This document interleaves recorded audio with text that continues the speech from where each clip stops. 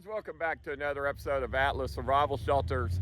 That is a newly delivered Ryzen S bunker, and for the date, it is Wednesday, January 11th, 2023, and Georgia beat TCU 65-7. So congratulations to my buddies in Georgia. But we're going to take a look at this thing, and you're going to be floored. And boy, the world's going to get an awakening really quick about Ryzen S bunkers. Okay, so here I am, and I've walked up to this thing, and I usually don't ever get to see these things till after they're in the ground and they've usually flooded or rusted, or some reason the people call me out. But a lot of the claims that these people making is just false. First of all, they claim that they make them out of 1/4-inch steel. Okay, and I'm telling you right now, here's my tape measure. That is a 1/8 inch right there. That's 1/8 inch steel. The floor and the top is made out of a 3x6 tubing. So many of them are crushed up because it's such lightweight. The walls are made out of a 3x3 square tubing. This thing is only 7 feet tall, so to me it looks so tiny and puny. But let me measure it from top to bottom, just to prove this, because we're going to rebuild one of these things. Okay, so right there, 84 inches. So that will be the inside height of this thing. I'm not going to go inside this bunker today. I'm just going to do the outside. Now look at the difference between an Atlas survival shelter and a Ryzen S. Their bunkers are 7 feet tall. You got a 6 foot tall man right there. Our bunkers are 10 feet tall on the inside because we do 8 foot ceilings with 2 feet of underfloor storage. Our bunkers are just huge and heavy. These guys don't even want to waste their scrap. Like they're welding tubing together to make a wall strut there or something.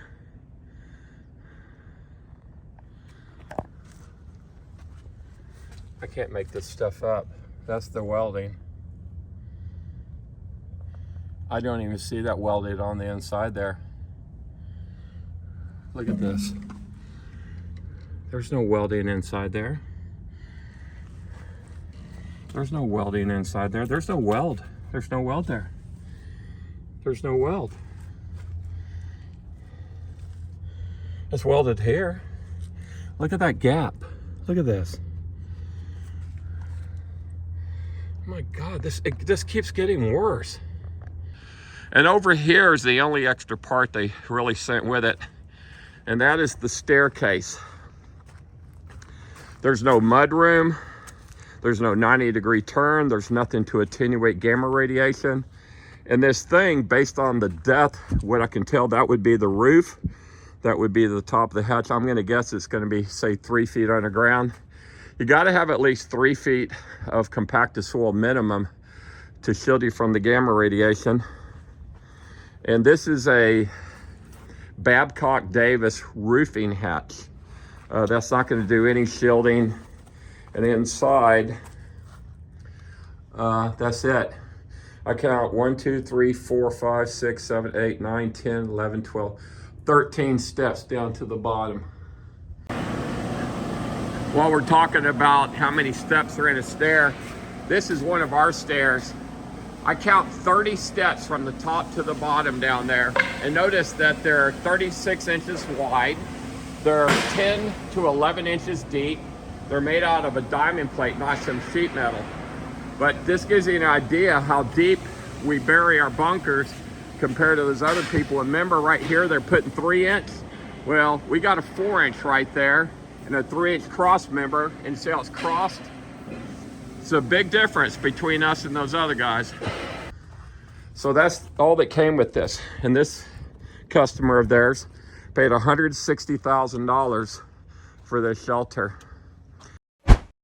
Now, the hatch on the Atlas Survival Shelter is made out of 3/8 AR 500 bulletproof steel. The opening inside that hatch is the same as a standard doorway on a house. It's 36 by 80 on the money. So if the furniture will fit through the front door of a house, it will fit through the front door of an Atlas Survival Shelter.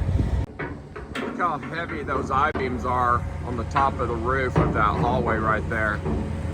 It's none of that lightweight 3x6 tubing that the that Bad Bunker company uses. But these walls, the grid on them is 2 foot by 2 foot square, and you'll notice that everything is welded strong. Look at that, it's welded there, it's welded on the top, welded both sides. All the cuts are clean. Videos don't lie. Welded inside and out. Got a seam all across there, no caulk. Very heavy duty.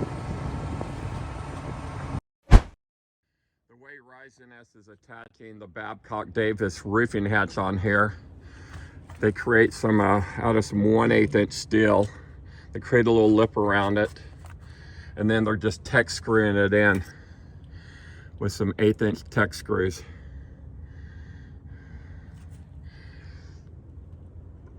This channel, this is a 3-inch channel right here.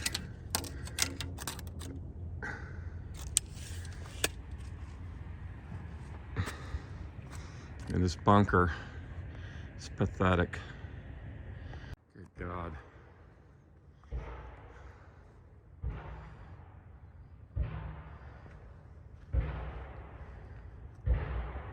And it came like this. This was lifted off by a crane. So this is how the Ryzen S people loaded it with their forklift at their shop. So they can't be blaming the customer. But the fact that their steel can bend up like this, that's pathetic. They claim they're using 1/4 inch steel. I haven't seen any 1/4 inch steel yet. Everything I've seen so far is 1/8 inch.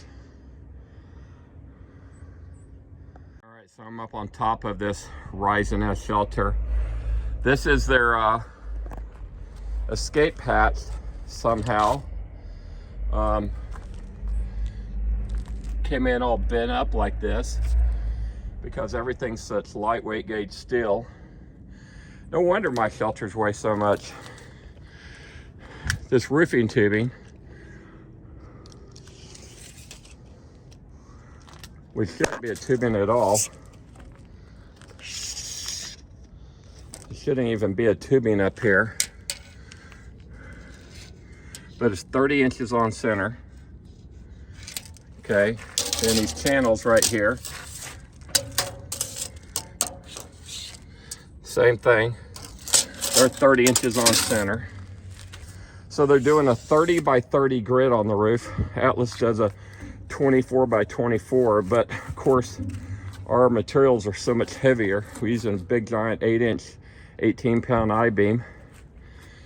So I took a second to literally walk out into the Atlas factory as I'm editing this video.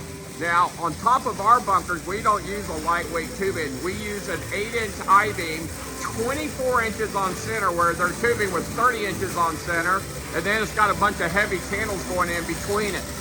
But you notice our wall verticals, this is a 5-inch channel right here, not a 3x3 square tubing. And it comes down and it sits flat, so it transfers all the energy to a wide flange 4-inch I-beam that sits on the floor. And as you can tell around the walls, we're not doing caulk, we're welding inside and out. So these things are welded both sides. All right? There's a contest here, and of course 100% of people who do their homework are gonna go with Atlas. We have our gas tight doors. We have 2 foot of underfloor storage. We have 8-foot ceilings. It's really no comparison, but when this competitor is advertising all over our name and is actually kind of cyber squatted our domains, Atlas Bunkers, Atlas Shelters, Atlas Survival Shelter without the S, you know, I've got to make videos like this to defend myself. But even the mudroom, which is only 4 feet wide, look how heavy duty it is. Look at that. Everything we do is so massively strong here at Atlas Survival Shelters. So they're running this 1.25 inch PVC line across the top. They got some holes over here. I guess that's for the air pipe or something. Welded some rebar on there for the concrete.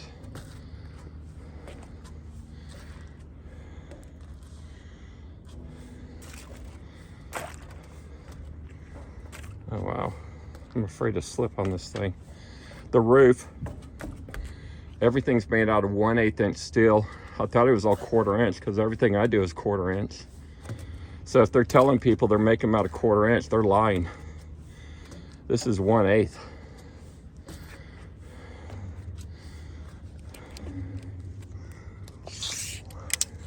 See, it's all bent up. You can't bend 1/4 inch like that. This isn't even 1/8 right here. This is like a 14 gauge. It's like a 14 gauge right there. Don't even know what that lip is. God, this is just an embarrassment to the industry. So I'm gonna walk around this thing. See how many places where the tubing's been crushed there. This tubing is just a lightweight tubing. There's no way in a million years I would use any of the materials they're using here on a bunker. Like I said, the walls I measured are 1/8 inch. The spacing is 30 inches on center.